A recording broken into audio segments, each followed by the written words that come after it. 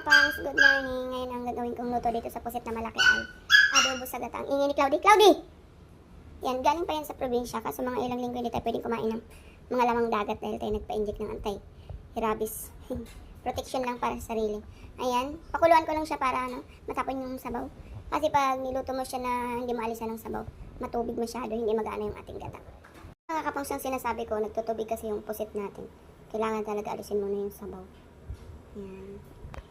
Masarap yan mga kapangs. Adobo sa gata na magmamantika. Ayan na mga kapangs, magsisimula na tayo mag-gisa ng ating pusit. Ang tawag niyan sa amin, tam-isa na pusit. May asong bumababa, oh. Talaga naman. Aming doggy. Pagkatapos natin mga kapangs pakuluan, gisahin naman natin siya. Gisa! Gisahin natin sa malaking tulyasi. Tulyasi ko na pang ilang kilo. Yun yung ating pusit. Yan ang ating bawang. Medyo lang natin. Mga pula-pula.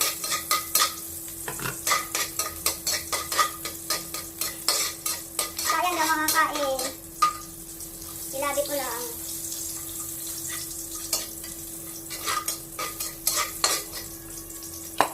Ako ang nagluto, ako hindi makakakain. Nakakaya. Kain. Kunting luto na lang yan. Malambot naman yan siya. Malambot. Kaya lang natin siyang mag-brown din yung sibuyas. Wala tayong luya eh. Nakalimutan ko ang luya. Luya! Walang luya. Okay lang yan. Medyo brown na. Lagay na natin sili. Tip pa.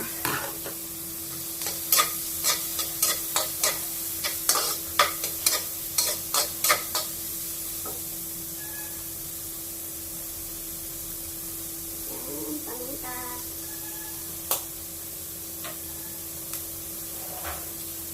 Alam mo na. Pag wala nito, hindi masarap. Char. Hindi sa pagluluto, mga kapang. Hindi sa pagluluto. Hindi kasamang pagmamahal ang pagluluto. Goya na yan. Masarap na yan. Pero walang kasamang pagmamahal. Yan sarap.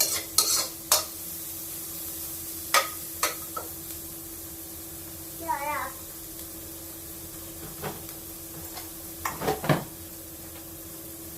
Diba?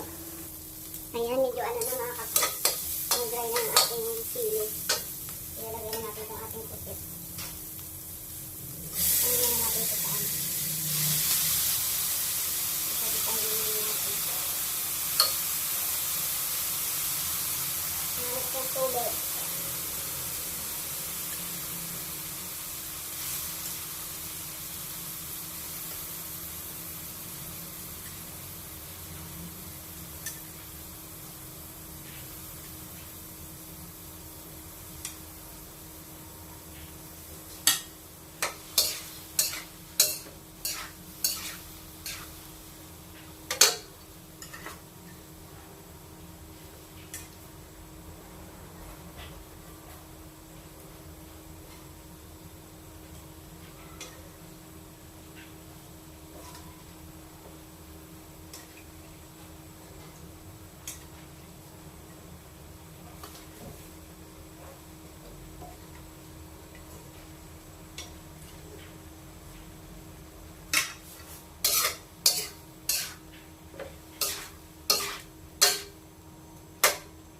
Diba? Madilim mga kapang. Ayan mga kapangs. Malapit ang maluto. Sabaw-sabaw. Diba? Yan. Bago natin ilalagay yung ating gata. Sarap. Itong ating gata ay nag-yellow. Look, may gata. Nag-yellow. Dalawang plastic kaya. Nilagay kasi sa freezer. Pure na gata. Tinapos maging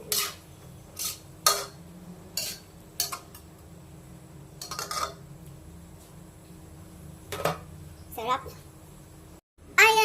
kapangs, patay na natin. Ooh! Yummy!